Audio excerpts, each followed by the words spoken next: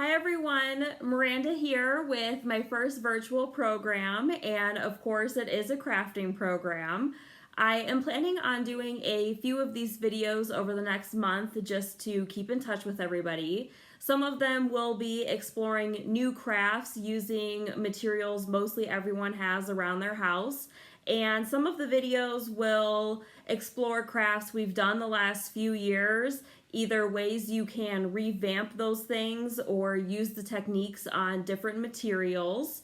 So today we are talking about Easter Bunny garland, which very timely. I've got a little bit of mine here.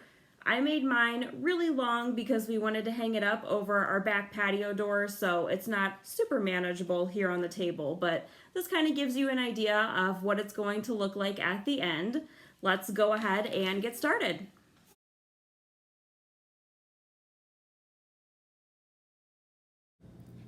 This is what you'll need to create your own Easter Bunny garland. Glue.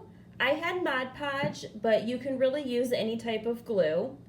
Cotton balls, scissors, paper, pencil, yarn or string. The tape is optional, but I found it was easiest to use when attaching my bunnies to the string.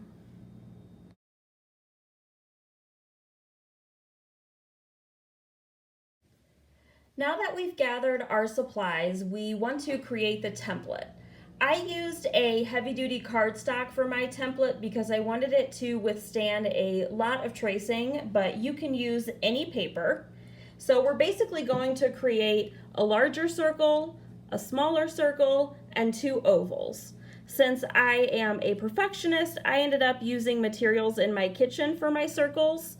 For the larger circle, this is the lid to our cooking spray. And for the smaller circle, I'm going to use a seasoning. And you can find these templates online, but this is taking less than a minute. So I would just say, everyone make your own.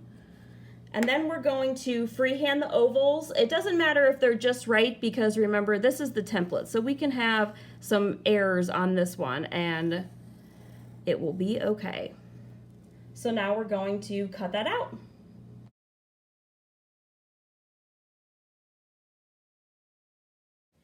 You can see here that I am using paper with a design on it, but you could easily use just plain white paper and make your own design. Things like stripes and polka dots are super easy to replicate on plain white paper. As far as tracing on something with an actual design, I prefer to use the back. That way, if I have any hiccups with my pencil, you won't be able to see it on the front. It wouldn't really be an issue on this paper because it's dark, but some of my designs were a lighter color, so that definitely could have been an issue. Once you have it traced, you are going to cut out, and it should look something like that when it's done.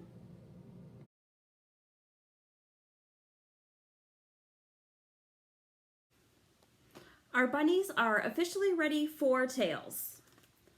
I used cotton balls for my tails, and I found that they were a little bit too three-dimensional for the two-dimensional paper, so I ended up cutting mine in half.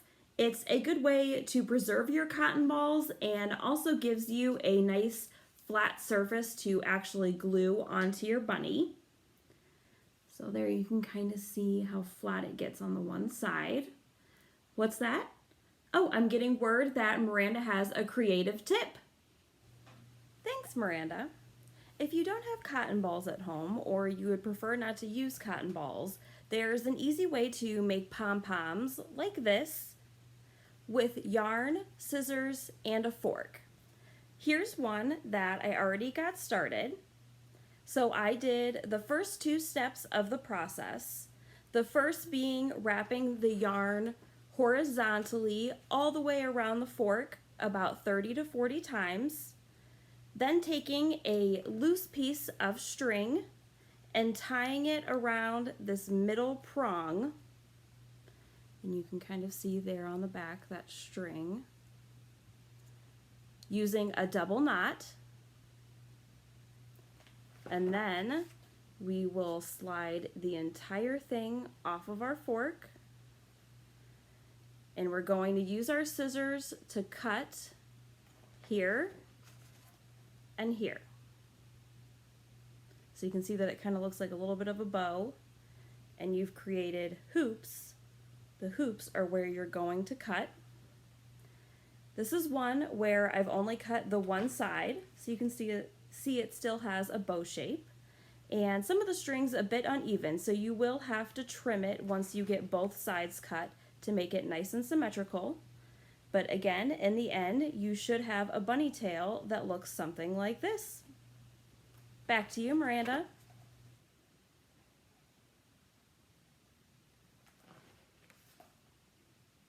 What? Oh. What a great tip, Miranda. Thank you.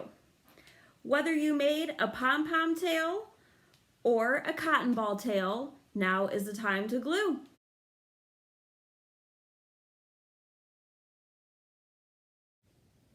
I mentioned earlier that I used tape to attach my bunnies to the string.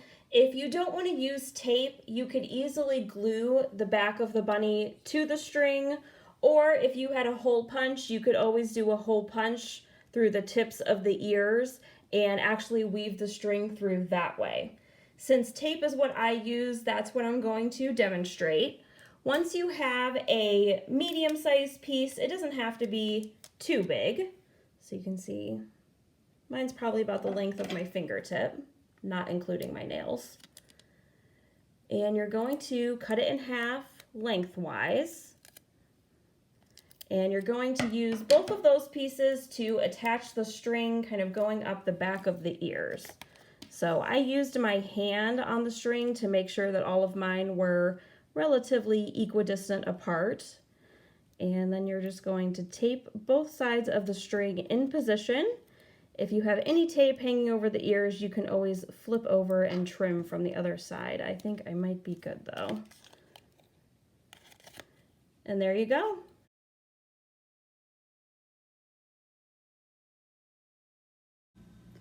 The final step is to hang up your garland and enjoy the beautiful masterpiece you created. Thank you so much for watching. I hope you are all staying happy and healthy. I will see everyone soon. Take care.